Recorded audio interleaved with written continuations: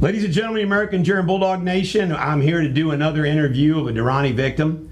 Her name is Tammy Dale. And just to give you an overview like I've been doing in these cases so you understand a little about her facts before I start interviewing her. She had a surgery at Westchester on October 14th, 2011, one on January 6th of 2012, and one on February 6th of 2012. None of her cases have a statute of limitations or a statute of repose case issue, and it has not been set for trial despite being filed in 2014. 10 years later, her case hasn't gone to trial. Here is the laundry list of things that Durrani did or shouldn't have done or failed to do or whatever.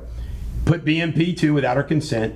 That's that bone morphogenic protein we've been talking about, increases likelihood of cancer. Late dictation on his reports. She had hypertension, diabetes, and was a smoker.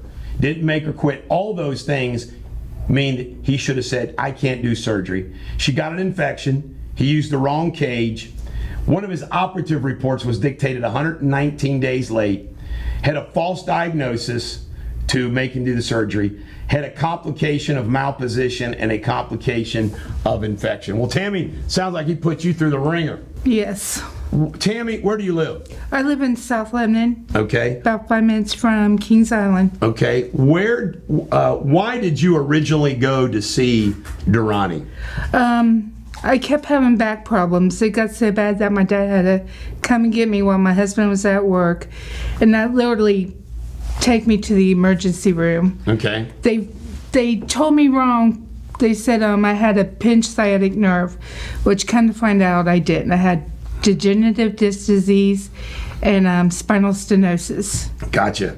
Well, one of the things that I think is important for people to understand is when you go to see Dr. Durrani, what did Dr. Durrani tell you about needing your surgery? He said I needed it, that if I didn't, I'd be paralyzed.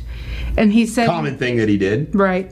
And he said once I had the surgery, I'd be up the next day jumping up and down, which, as you see, 10 years later, I'm still in a wheelchair, and 95% of the time I'm in that. This all happened in 2011 and in 2012.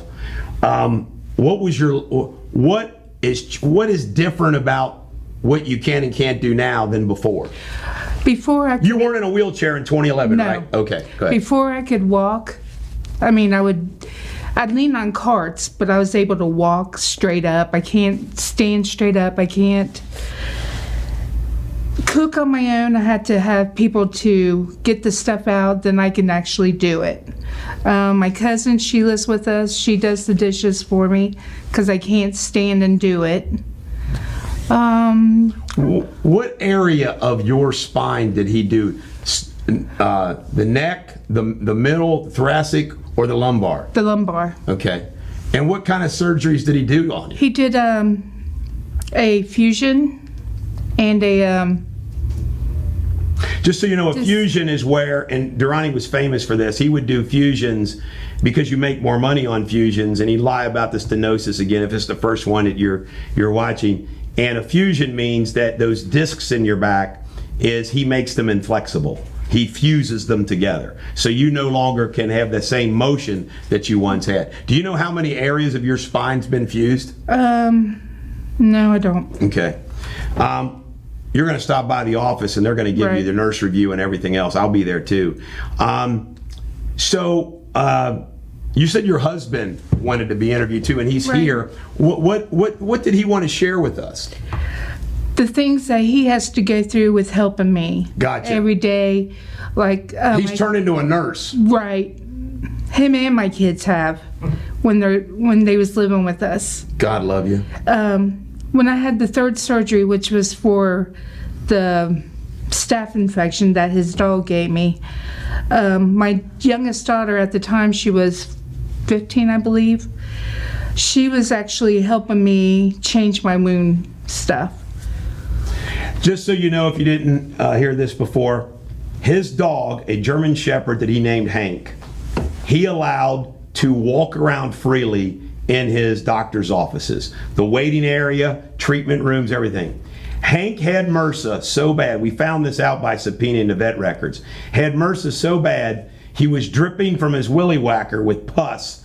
And the vet told Durrani, this dog cannot be around other dogs, this dog cannot be around other human beings. Knowing that, Durrani still allowed the dog to be around his patients, knowing the dog had MRSA. And then people like Tammy got MRSA. How long did it take you to beat that infection? I was on a wound vac for 2 or 3 months. Wow. And it's very painful when they come and change it because they do it twice a week. They come in, they take out this sponge thing, and then they clean you all out, and then they suck it back in and they draw your skin to close it together. How old are you? I'm 53. I'll be 54 in July. Okay. And did you grow up around Ohio? Did you? Yeah. Okay. Did you ever work, or were you just a stay-at-home mom? Yes, I worked. Where'd you work? I worked at Walmart, Biggs. Were you working up till 2011? I was babysitting. Babysitting. Okay. Can you babysit now? Not really. Okay. Because I'll keep my grandchild or my grandchildren, but I have like my cousin, her fiance, my husband there with me. Okay. So I can't do it on my own. Who treats you now? My husband. Okay. But I'm talking about doctors. Oh. Do you still have to go to the doctor? I haven't found one that will basically take me. Have you had troubles like with pain medication and since he fled? Yes, I have. So one of the things you need to understand is the way they regulate narcotics, that if you lose your doctor, then they're really suspect of you trying to go find another doctor for opiates. Durrani fled, abandoning these patients. So even though they're glad he's not treating them anymore, he additionally left them with this medicine problem. Yeah, as soon as he found out I had you as back when you was being a lawyer. Right. When he found out I had you as a lawyer, they sent me a letter saying that they could not treat me no longer. So the fact that you were going to sue him got law. Well, it makes sense. Right. I like that T-shirt. Why don't you show everybody that? Back and body hurts. My husband got that. God love you. All right, Tammy, my last question to you. And thank you for coming all the way down here for the interview. What do you miss the most? Being able to do things with my family. I used to love fishing. Can't do that no more. Can't really do nothing, and it bothers me because my family can't do nothing. Because they surround themselves around me so much, and it really hurts badly. So you feel emotional guilt of what you put them through. Right. Did you do a video interview with Sabrina way back when?